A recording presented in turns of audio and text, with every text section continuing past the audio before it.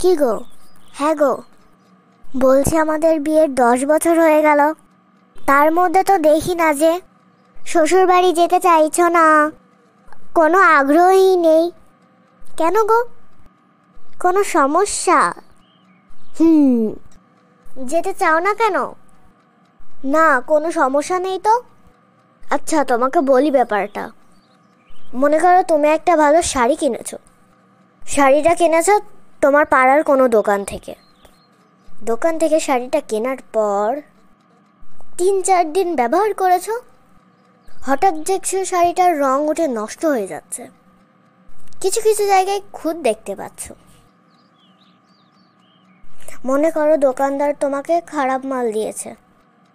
এরকম খারাপ প্রোডাক্ট যদি তোমার কাছে কেউ বিক্রি করে, তুমি কি সে দোকানে আর যাবে? না সে দোকানে তোমার যেতে মন চাইবে? না, যাব না তো, কখনো যাব না। আমার অবস্থাটাও ঠিক তাই।